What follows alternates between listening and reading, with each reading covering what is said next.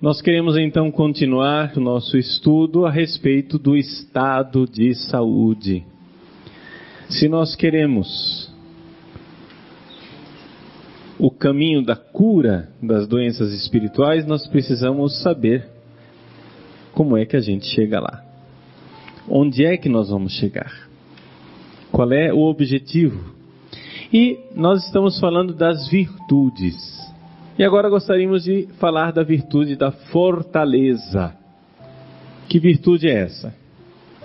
Bom, Fortaleza, quando a gente fala de Fortaleza, a primeira coisa que a gente pensa é a capital do Ceará. Não é esta Fortaleza. A virtude da fortaleza nós poderíamos chamar, numa linguagem nossa, comum, do dia a dia, de virtude da coragem. O que é a fortaleza? A fortaleza, a coragem, é um bom uso da ira. A ira é um dom de Deus. Nós estamos acostumados a pensar na ira como sendo uma realidade negativa. Claro, existe o lado negativo da ira. A ira como doença espiritual, a ira como algo que faz com que o homem seja menos sadio. A ira que faz com que eu perca o rumo prudente das coisas, que nós vimos, aliás, na palestra passada. Uma má ira, uma ira que cega. Mas existe uma ira boa, e é nesta ira boa que está fundamentada a virtude da coragem, a virtude da fortaleza. Deixa eu explicar. Os santos padres dizem que a ira, ela é como um cão de guarda, um cachorro. Um cão de guarda que Deus colocou na porta da alma, para que a alma, quando ela for assediada, quando ela for invadida pelo demônio, pela tentação, esse cachorro deve latir, esse cachorro deve ladrar, esse cachorro deve ir contra o invasor. É o cão de guarda. Então, uma pessoa normal, uma pessoa sadia, ela deve ter ira. Deve ter a ira. É interessante nós notarmos isto, por quê? Porque nós estamos num mundo pacifista. Nós achamos que é a paz, que beleza, nós precisamos da paz, paz e amor, bicho, né? Mas cuidado, nem sempre a paz é sinal de paz messiânica, sinal de paz que vem de Deus. Jesus também disse assim: quando disserem paz e tranquilidade, aí virá a aprovação final, a aprovação derradeira. Cuidado com os pacifismos. Bom, vejam, a ira é importante, porque a ira é um dom de Deus. Ela deve agir contra o mal, mas não somente isso. A ira também, ela é essa força de vontade, esta energia interior que nós temos para ir na direção das coisas de Deus. Tem uma palavra de Jesus muito estranha, que as pessoas não sabem interpretar. Ele diz assim: o reino dos céus é dos violentos. O que quer dizer isto? O reino dos céus é dos violentos, quer dizer que eu preciso de uma força interior que vá na direção do reino dos céus. Eu preciso impulso para ir na direção de Deus. É a boa ira. Estamos falando da ira, deixa eu só lembrar para você que nós estamos falando da ira, porque daqui a pouco vamos começar a falar da fortaleza, da coragem. Ainda não estou falando da fortaleza e da coragem. Eu só estou vendo onde é que está montada a realidade da fortaleza e da coragem. Então vejam só, o bom uso, lembram, na palestra anterior eu fiz uma comparação com a cabeça, o tórax e o ventre. O bom uso da cabeça, virtude da prudência. O bom uso do desejo, virtude da temperança, o abdômen. O bom uso da ira é a virtude da coragem, é o tórax. Entenderam? Essas três virtudes divididas pelas partes do corpo. Bom, voltemos à ira. A ira é essa energia para buscar as coisas do reino de Deus. Não sei se vocês já tiveram essa experiência, quando vocês têm que levantar um peso muito forte. Parece que quando você faz força, você busca aquela força que vem lá de dentro, parece que você busca uma raiva dentro de você. Já notou isso? Surge uma espécie de raiva quando você está buscando a força. Quando você está correndo na corrida, na reta final, que você vai se lançar para alcançar o prêmio, você faz aquele último esforço, você busca dentro de você uma espécie de uma raiva, de uma ira, para se lançar na direção da meta final. Esta experiência positiva da ira. A ira é esta força. Eu já tive alguns seminaristas que eram tão mansos, tão santos, tão maravilhosos, que eu pus para fora do seminário. Por quê? Porque não era o estado de saúde.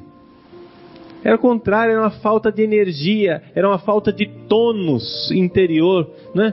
O fulano, ele era tão bonzinho que não tinha nem força para pecar. Assim, para baixo.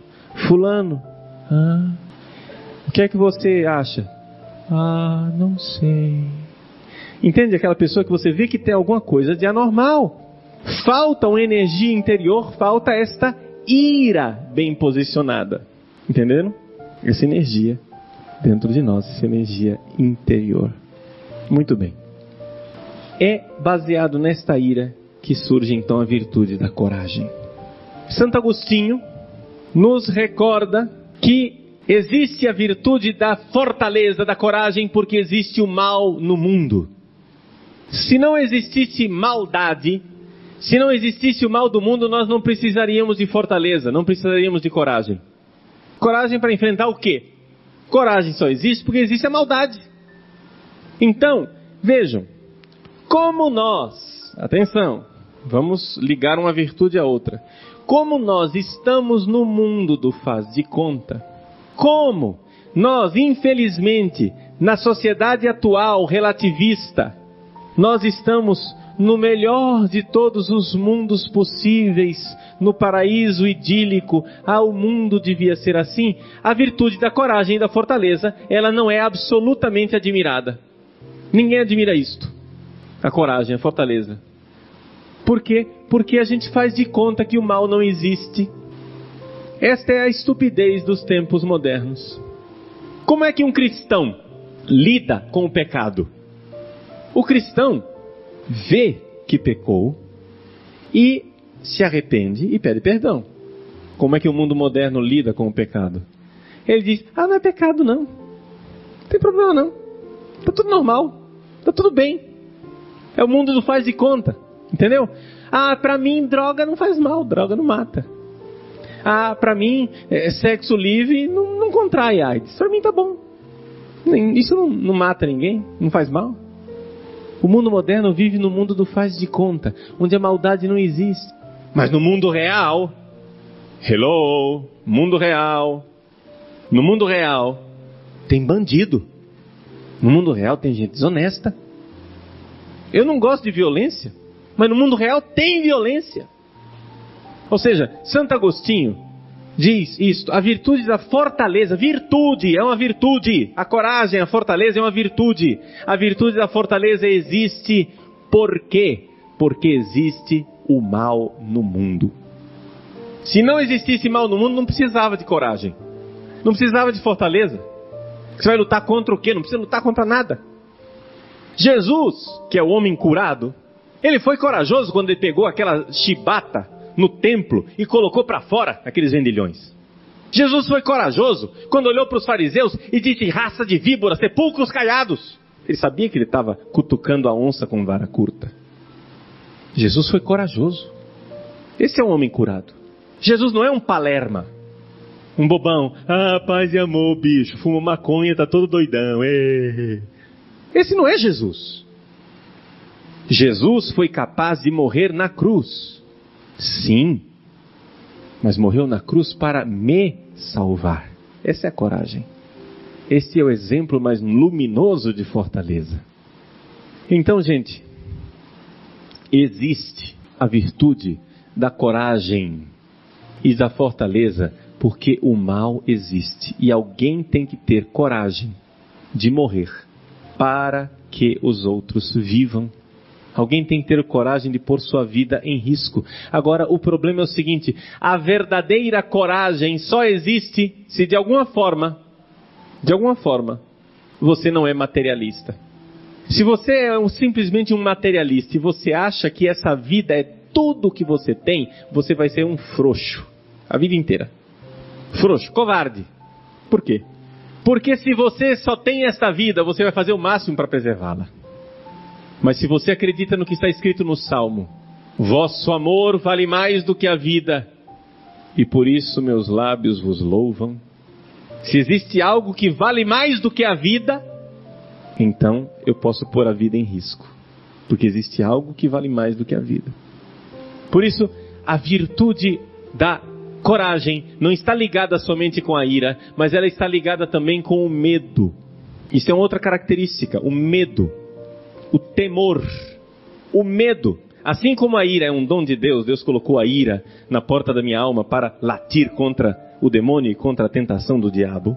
Assim como a ira foi dada por Deus a nós, como homens e mulheres saudáveis, o medo também foi dado como dom de Deus. O medo é um dom de Deus.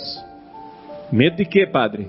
O medo, o maior medo que nós devemos ter é o medo de perder Deus. Está escrito na Sagrada Escritura: o temor de Deus é o princípio do saber. Você quer ser uma pessoa sábia? Tema a Deus. Tenha medo de Deus. E o temor de Deus é verdadeiro medo, sim, Senhor. Verdadeiro medo. Tem gente que na catequese quer adocicar as coisas, dizendo: ai não, temor de Deus é o seguinte, temor de Deus é um respeito por Deus. Não é temor, que a gente não deve ter medo de Deus. Deve ter medo, sim, Senhor. Se você for ler a Sagrada Escritura, você vai ver, toda vez que Deus aparece, o pessoal tem medo.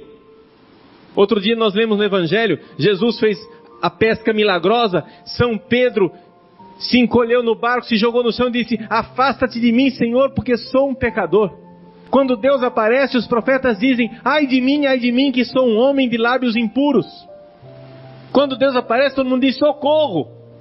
E se você não sente isto, é porque você não tem ideia de quem seja Deus, da grandeza de Deus e da sua miséria. Gente, Deus é soberano, é majestoso. Eu tive uma experiência interessante de temor. Porque a gente, quando vê as coisas em filme, é uma coisa. Quando a gente vê no mundo real, é outra. Eu era padre novo, tinha 1 ano de padre. E estava no Dia Mundial da Juventude em Denver, nos Estados Unidos. E eu participei fazia parte da equipe do Vaticano que preparava o Dia Mundial da Juventude, o encontro do Papa lá com os jovens, etc. E havia um encontro do Papa com o presidente Clinton, na universidade onde nós estávamos hospedados. Bom, acontece que um dia antes do encontro do Papa com o presidente Clinton, lá na universidade, os helicópteros da Força Aérea Americana vieram fazer um ensaio. Não sei se era da Força Aérea, acho que era dos fuzileiros navais, né?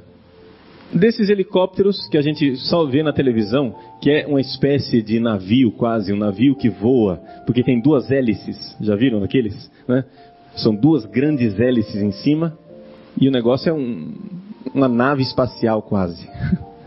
Uma coisa é você ver o negócio na televisão, outra coisa é quando eu vi no campus da universidade aquele helicóptero, aquele barulho, aquela potência, aquela demonstração de potência militar.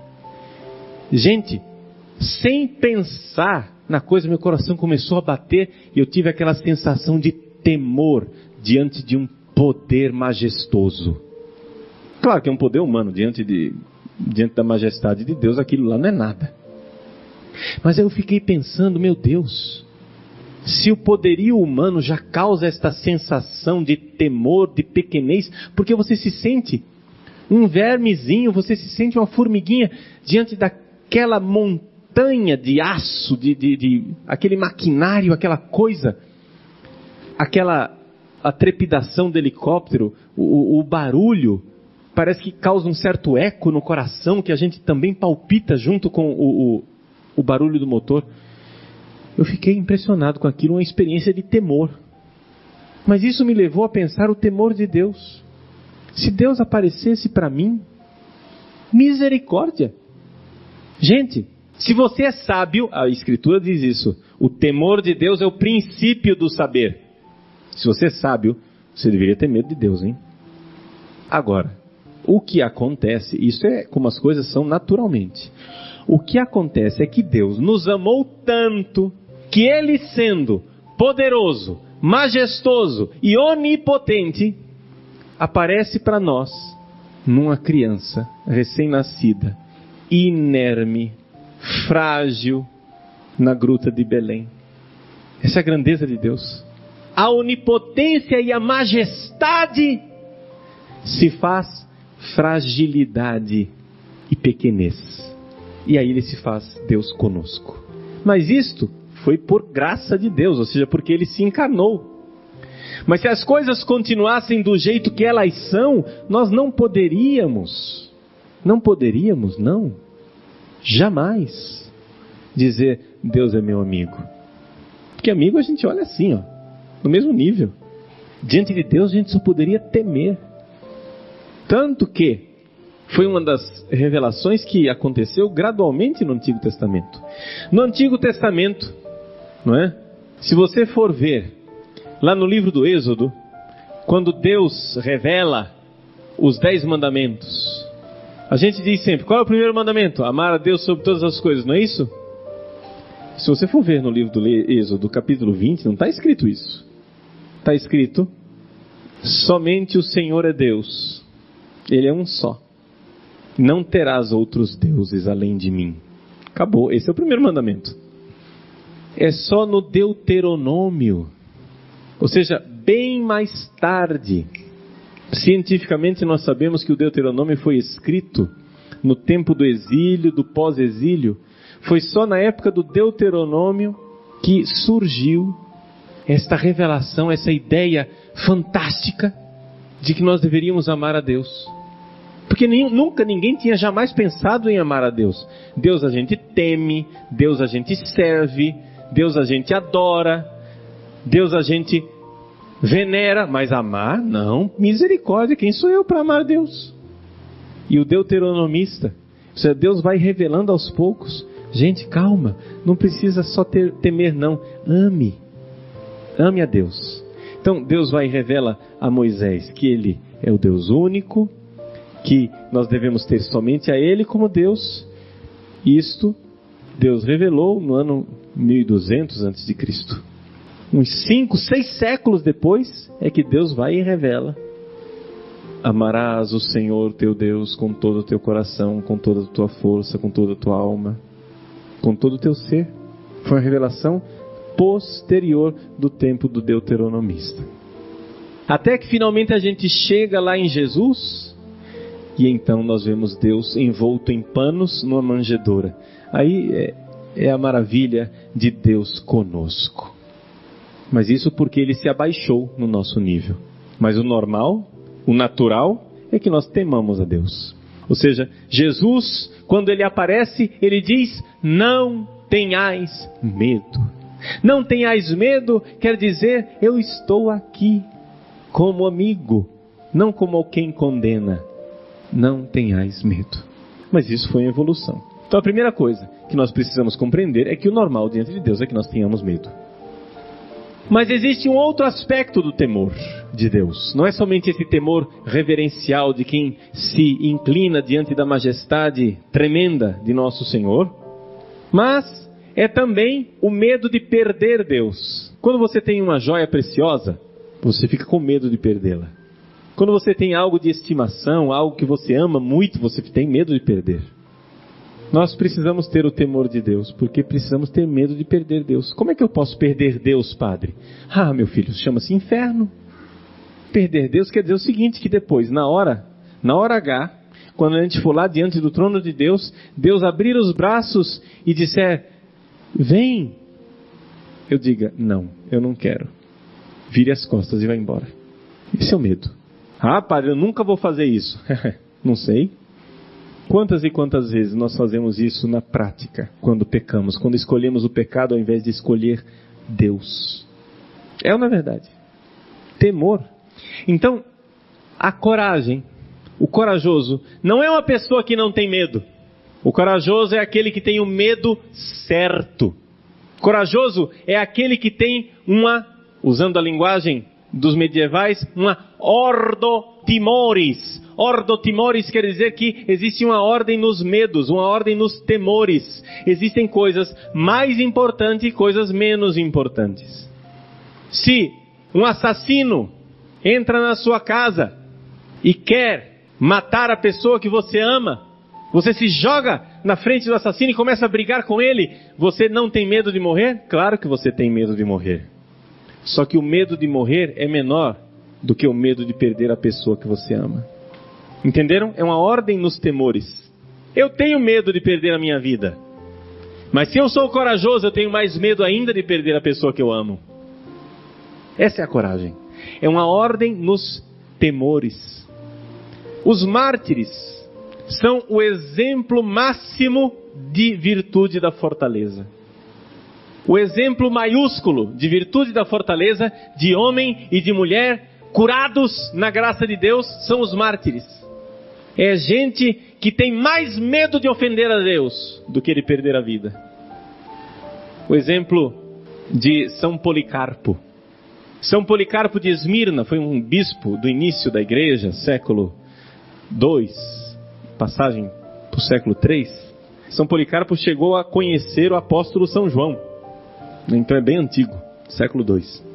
Pois bem, São Policarpo chegou lá no circo romano, onde os cristãos eram jogados às feras, eram jogados aos leões, e ele, diante do juiz, do cônsul que estava lá, o juiz perguntou para ele: és cristão? Ele disse: sou cristão. Renega a Cristo. Ele diz: há 80 anos eu sirvo a este Senhor e Ele nunca me fez mal. Como é que eu o renegaria? Sacrifica aos deuses. Fique bem claro para você: não sacrificarei. Olha para a tua condição. Tu vais morrer, disse o juiz. Dize: abaixo os ateus. Policarpo então olhou para a multidão de pagãos, apontou para eles e disse: abaixo os ateus. Porque eles achavam que os cristãos é que eram ateus. Porque os cristãos não tinham imagens, não tinham ídolos. Então cadê o Deus de vocês? Vocês são ateus. E assim Policarpo morreu. Por quê? Porque ele não tinha medo? Não, ele tinha medo de perder Deus. Medo de ofender o seu bom Senhor. Medo de ofender nosso Senhor Jesus Cristo. Os mártires são assim. Este é o exemplo maior de coragem. A coragem máxima, a coragem maiúscula, é a coragem dos mártires, que embora tenham medo de perder a vida, têm mais medo ainda de perder a Deus. Agora, meus irmãos, vejam, a coragem também diz uma coisa a respeito da nossa natureza humana. A coragem fala da nossa vulnerabilidade. O que isso quer dizer? Vulnus, em latim, quer dizer ferida. Nós somos vulneráveis, quer dizer que nós podemos ser machucados. Os anjos, por incrível que pareça, deixa eu dizer para vocês, os anjos não têm coragem. Não têm a virtude da fortaleza, os anjos. Sabe por quê? Porque eles não morrem. Anjo não morre. Anjo não pode ser ferido. Anjo não pode ser machucado. O anjo já está no seu estado definitivo. O anjo que já está na glória de Deus, no céu ele está na glória de Deus e não perde mais essa glória de Deus. E o diabo já perdeu, acabou, não tem mais volta. Então ele não tem que ter medo de nada, já está perdido. Não é? Eu não tenho medo de ficar careca, porque eu já estou careca. É na verdade. Eu não posso ter medo de uma coisa que já aconteceu. Ah, padre, eu estou com medo de nascer. Não, você não pode ter medo de nascer, você já nasceu, você já existe. Não é? Uma mãe de 10 filhos não pode ter medo de perder a virgindade. Estamos de acordo? Os anjos e os demônios não têm medo. E por que não têm medo? Porque eles não são vulneráveis. Então isso quer dizer que eles não precisam ter coragem. A coragem existe quando há vulnerabilidade, quando eu posso ser ferido, quando eu posso sair machucado de uma luta. O soldado, o guerreiro, ele é corajoso quando ele suporta feridas no seu corpo, quando ele suporta o mal-estar da luta, quando ele suporta que ele seja atingido. É um homem corajoso, é uma mulher corajosa? Por quê? Porque suporta a luta, suporta o cansaço, a dor, as feridas, o incômodo, o mal-estar. E então é aí que nós podemos e devemos ter coragem. Nós precisamos ensinar isso também aos nossos filhos e a nós mesmos. Meu sobrinho uma vez foi lá no seminário, ele queria andar de bicicleta. E eu estava guardando a bicicleta no primeiro andar. Eu estava dando aula e ele, por conta dele, resolveu ir lá pegar a bicicleta no primeiro andar e descer. Só que ele tem 7 anos de idade.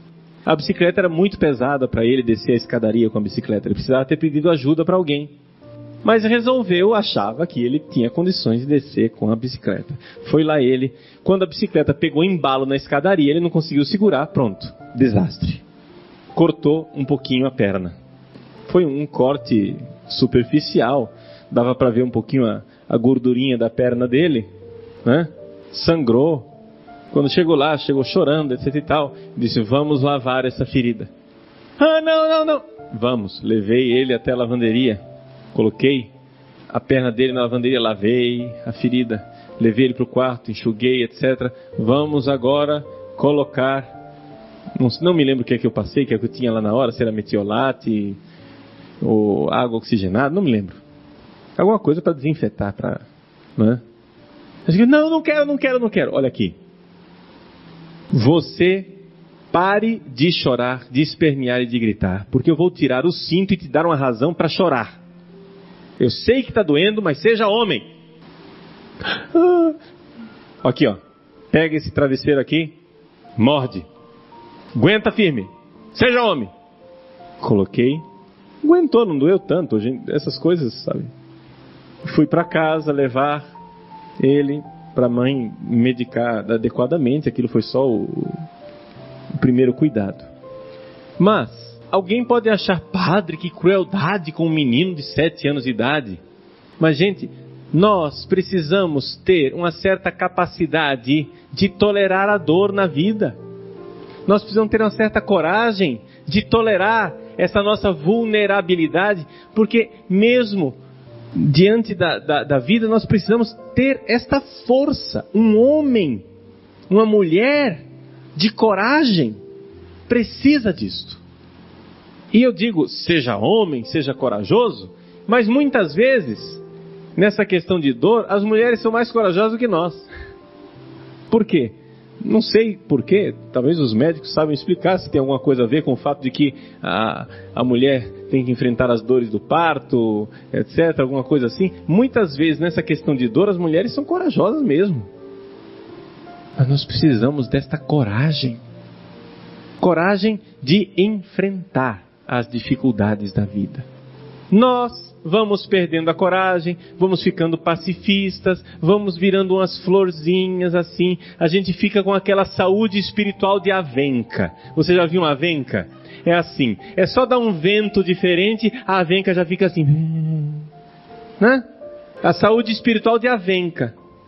É só mudar o tempo um pouco, a avenca já fica para baixo, acabada. A nossa saúde espiritual, gente, nós temos que ter fibra. Temos que ter fibra, nós estamos aí para isso. Estamos aí para aguentar. Um guerreiro que está na trincheira não se preocupa se entrou uma pedrinha no coturno dele, na bota. Não se preocupa com isso não.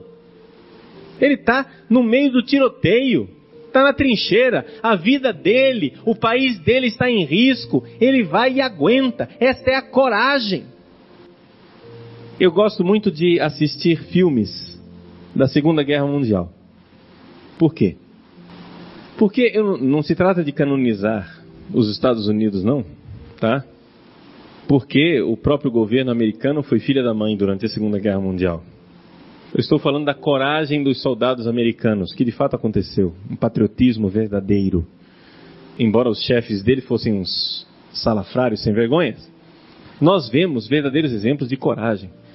Certamente vocês já assistiram aquele filme O Resgate do Soldado Ryan, não é? São exemplos de coragem fantásticos. Quando você vai naqueles cemitérios de guerra, não precisa ir nos cemitérios americanos somente não, os nossos pracinhas que tombaram na Itália, tem o cemitério brasileiro na Itália. São rapazes, jovens, com vidas que nunca viveram. São vidas que terminaram aos 18 anos de idade, 19. Por quê? Para que nós não perecêssemos debaixo da bota de Hitler. Deram a vida pela nossa liberdade. Eles deram a vida.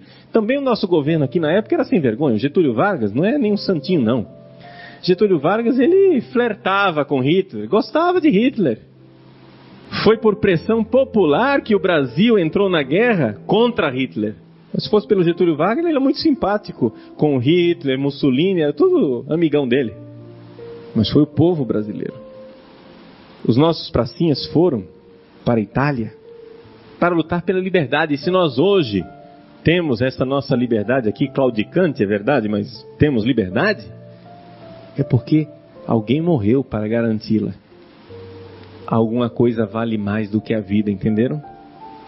Aqueles jovens que deram a vida.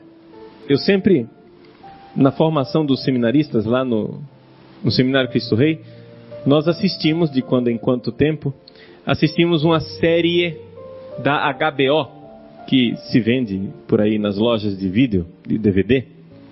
Tem um box com, acho que são 6 DVDs. Uma série chamada Band of Brothers. Band of Brothers é uma série que fala de uma companhia de paraquedistas americanos que lutaram durante a Segunda Guerra Mundial e os caras eram realmente heróis. Exemplo de heroísmo mesmo. Coisa muito boa, muito bem feita. E eu assisto com os seminaristas essa série justamente para que eles, como padres, entendam que eles não são chamados a ser florzinhas. Esse negócio de ser padre é coisa para homem. É para dar a vida mesmo, rapaz. É para morrer. Para ter coragem. Você tem que dar a vida. Não tem que ficar se poupando, não. Tem que gastar a vida. Ah, eu estou cansadinho, eu não quero. O que é isso? Para que você se fez padre? Coragem. Então a virtude da fortaleza e da coragem indicam este grau de perfeição humana, de saúde humana, em que nós, seres humanos, somos chamados por Deus a combater a maldade. Então, resumindo tudo aquilo que eu disse, a virtude da coragem, da fortaleza, é um bom uso da ira. Nós precisamos usar a nossa ira. Por quê? Número 2. Porque existe maldade no mundo. E o mal precisa ser combatido. Isso quer dizer que o corajoso, o que tem fortaleza, não tem medo nenhum? Tem. Ele tem o medo certo. Existe uma ordem nos temores. Ter o medo de perder a Deus, sobretudo. Mas não ter medo de perder a vida, quando é por amor. Porque se você for medroso, tiver medo de perder a vida, quanto mais medo você tiver, pior você fica. Quem quiser se salvar vai se perder, mas quem se perder por amor, esse vai se salvar. E finalmente significa vulnerabilidade. Significa que nós podemos sim sair com feridas da nossa vida. Mas a pergunta não é se nós temos ou não temos cicatrizes e feridas. A pergunta é se valeu a pena. Porque deste mundo aqui, nós não vamos sair incólumes. Não. Nós precisamos nos gastar. Precisamos ter essa coragem de gastar esta vida para um propósito, para algo de bom, para algo que vem de Deus. Esta é a virtude da coragem, a virtude da fortaleza. Uma última palavra para distinguir a virtude da fortaleza do dom da fortaleza, que são duas coisas diferentes. Vocês, quando estudam os 7 dons do Espírito Santo, não tem o dom da fortaleza? Não é isso? E a virtude da fortaleza? Vejam, o dom da fortaleza é a mesma coisa, é a mesma fortaleza, só que dada como um dom infundido no nosso coração. Por quê? Vocês se lembram que a fortaleza, ela é uma virtude humana, ao contrário das virtudes teologais. Não é? Nós estamos estudando aqui, neste aprofundamento, as 7 virtudes. São 7 virtudes, 4 virtudes cardeais: temperança, prudência, fortaleza e justiça. E 3 virtudes teologais: fé, esperança e caridade. As virtudes teologais, elas são dom de Deus. Tem uma parte nossa, nós vamos ver que existe uma parte nossa para colaborar com o dom de Deus. Mas são um dom de Deus. Já as 4 virtudes da prudência, temperança, fortaleza e justiça, estas virtudes são virtudes humanas. Isso quer dizer que o ser humano, por criação de Deus, claro que todos os dons e tudo vem de Deus no fim das contas, mas por sua própria natureza o ser humano é capaz de ter essas 4 virtudes. São virtudes humanas, de seres humanos normais, sadios.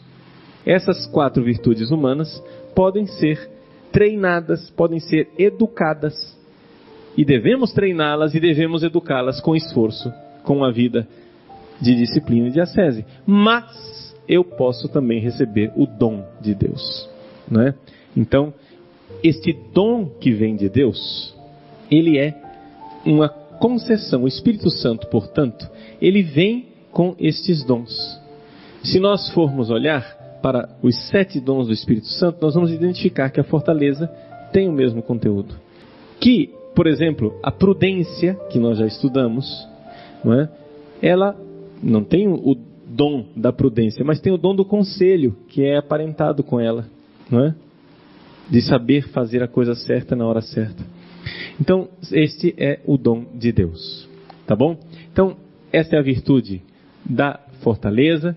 Que nós sejamos fortes, que nosso Senhor nos dê a força de ter medo de perdê-lo, de lutar para não perdê-lo, para amar até o fim. E alguns de nós certamente iremos receber este dom de forma soberana, de forma maiúscula. É o dom do martírio, é o dom de quem entrega a sua vida a Deus até o derramamento de sangue.